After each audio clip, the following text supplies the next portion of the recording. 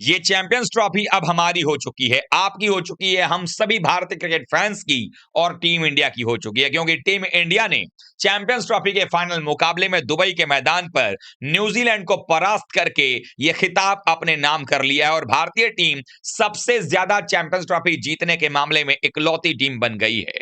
और यह सब कुछ संभव नहीं हो पाता बिना रोहित शर्मा के बल्लेबाजी के और उनके उस एक चाल से जिससे हो गई न्यूजीलैंड की पूरी टीम की हार। आखिरकार कैसे रोहित शर्मा के उस एक चाल से हो गई न्यूजीलैंड की हार और उस एक ओवर ने हारी बाजी पलट दी और टीम इंडिया ने कर दिया न्यूजीलैंड पर सबसे बड़ा पलटवार और ले लिया 25 सालों का अपना पुराना बदला। आखिरकार कैसे रोहित शर्मा के उस एक चाल और उस एक ओवर ने हारी बाजी भारत के हाथ से जो है पलट दिया, ये सब कुछ हम बताने वाले हैं। वीडियो को पूरा देखिएगा, पसंद आए तो लाइक कीजिएगा, शेयर करिएगा दोस्तों में, और चैनल पर पहली बार आए हैं तो क्रिक रोस्ट की फैमिली में सब्सक्राइब बटन दबा करके अभी शामिल हो जाएगा। चलिए वीडियो को शुरू करते हैं। आप सबको पता है कि भारतीय क्रिकेट टीम सिर्फ न्यूजीलैंड से मैदान पर मैच नहीं खेल रही थी।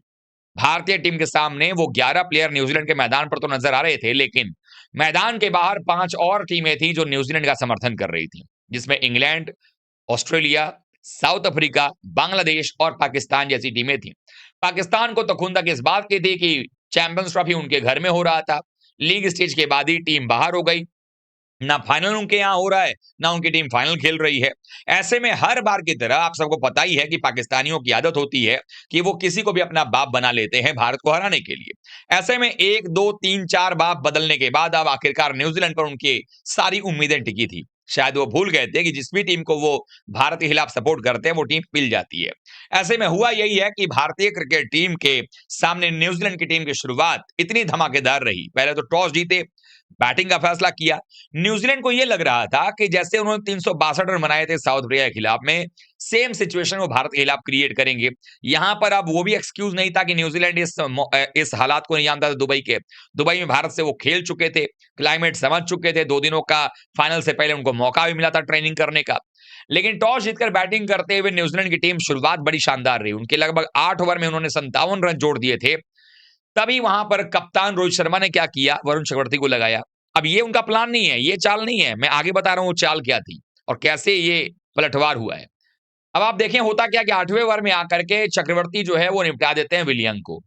जोड़ी टूट जाती है, लेकिन तभी आते हैं केन विलियमसन, 12 रन और जोड़ते हैं, 69 रन का स्कोर होता है। केन विलियमसन आते के साथ शुरू हो जाता है रन बनाना, टेक्निकली बड़े साउंड बल्लेबाज हैं, और साथ में थे सचिन रविंद्रा।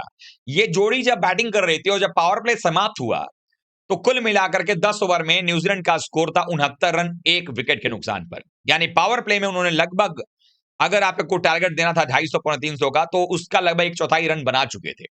अब ऐसे में भारतीय टीम के लिए एक जो मुश्किल थी वो ये कि अगर ये जोड़ी फिर टिक गई, क्योंकि जो साउथ अफ्रीका के खिलाफ मैच हुआ था सेमीफाइनल का, उसमें भी हमने ये देखा था कि यही जोड़ी दोनों टिक गई थी विलियम के आउट होने के बाद, और इन दोनों बल्लेबाजों ने शतक लगा दिया था। और उसके बाद नीचे जाकर के ब्रेसवेल, फिलिप्स, इन्होंने फिनिश किया था, डेरल मिचेल वगैरह ने, और टीम ने 362 बनाया था। तो भारत के लिए दिक्कत ये था कि अगर इस विकेट के ऊपर में 300 प्लस का स्कोर बन गया तो फिर भारत के लिए मुश्किलें ज्यादा बढ़ जाती। अब यहां पर कप्तान रोहित शर्मा की चालाकी काम आई। आपने अमूमन देखा होगा कि वरुण चक्रवर्ती जब नहीं थे तो अक्षर पटेल पावर प्ले में बॉलिंग करते थे। अक्सर, अब चूंकि वरुण चक्रवर्ती थे तो वरुण चक्रवर्ती को बॉलिंग करवा लिया, फिर बाद में अक्सर को लाते थे, पहले कुलदीप को थर्ड चेंज लाते थे और फिर चौथे स्पिनर के तौर पे जडेजा आते थे।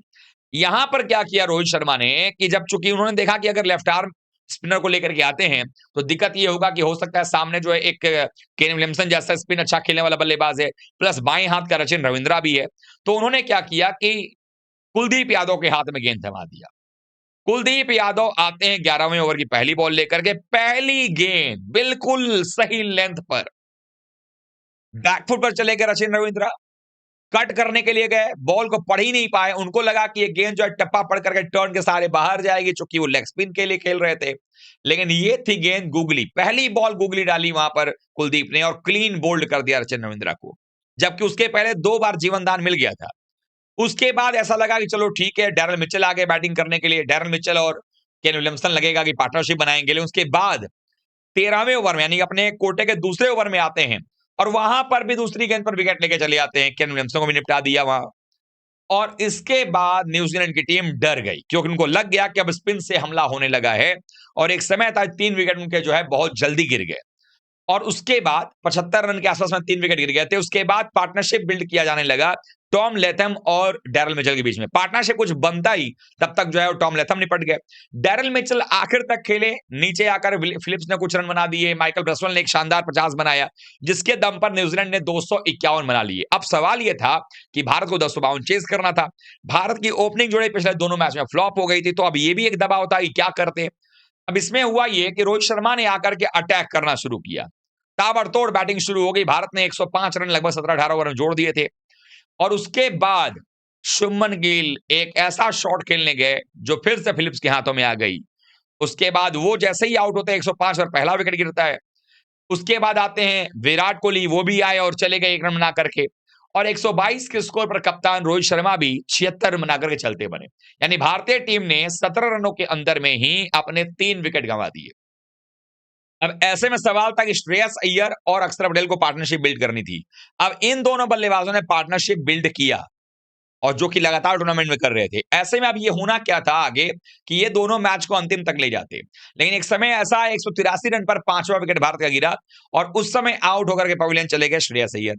अक्षर पटेल और केएल राहुल के बीच पार्टनरशिप हो रही थी। वहां पर भी फिर मामला फंस गया, अक्षर भी आउट हो गए सरेंडर के आखिरी ओवर में। मतलब ये हो गया कि एक बार फिर से मैच फंसने की स्थिति में आ गया था। भारतीय टीम के लिए मुश्किल ये थी कि रिक्वायर्ड रन रेट भी ऊपर जा रहा था और वहां पर जो है बल्लेबाजी करने के लिए एक तरफ केएल राहुल नए-नए बल्लेबाज आए थे। लेकिन जिस तरीके से केएल राहुल ने बल्लेबाजी किया और जो उन्होंने अपनी बल्लेबाजी में सुधार किया है, एक बार फिर से केएल राहुल ने कुछ बड़े शॉट्स लगाए, दबाव हटाया और साथ में हार्दिक पांड्या जब जुड़ गए, दोनों ने मिलकर ये पार्टनरशिप भी थोड़ी छोटी-सी बिल्ड की और ये कन्फर्म कर दिया कि टीम इंडिया को हर हाल में इस मुकाबले को जीतना है। और केएल राहुल एक बार फिर से पिछले मैच में सेमीफाइनल में 42 रन बनाकर नॉट आउट आए थे, विजयी छक्का लगाया था और फाइनल मुकाबले में 34 रन नॉट आउट बनाकर के आए थे और जडेजा ने अंतिम चौके के साथ जो है टीम इंडिया को जीत दिला दिया।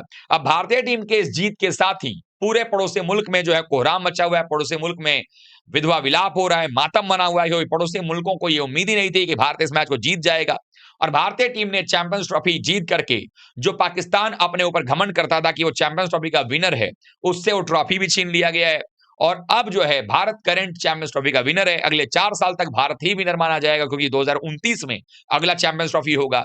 लेकिन टीम इंडिया के कप्तान रोहित शर्मा ने जो कप्तानी किया, जो वो एक चाल चली उन्होंने कुलदीप को लगा करके सीधे सेकंड चेंज के तौर पे स्पिनर की अगर बात करें, वो काम कर गया और अंतिम में केएल राहुल ने जो फिनिशिंग टच दिया, उससे केएल का भी कॉन्फिडेंस बढ़ा होगा।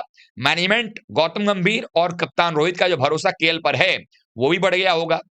तो ऐसे में टीम इंडिया ने ये ट्रॉफी अपने नाम कर ली है।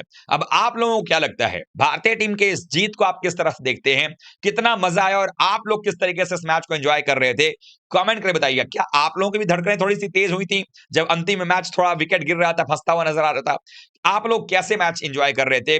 कमेंट करके बताइएगा। वीडियो को लाइक कीजिएगा, शेयर कीजिएगा दोस्तों में और चैनल में पहली बार आए हैं तो क्रिक रोस्ट की फैमिली में सब्सक्राइब बटन दबा करके अभी शामिल हो जाइएगा। मिलते हैं एक बार फिर से, तब तक के लिए आप सभी का बहुत-बहुत धन्यवाद। थैंक यू सो मच दोस्तों।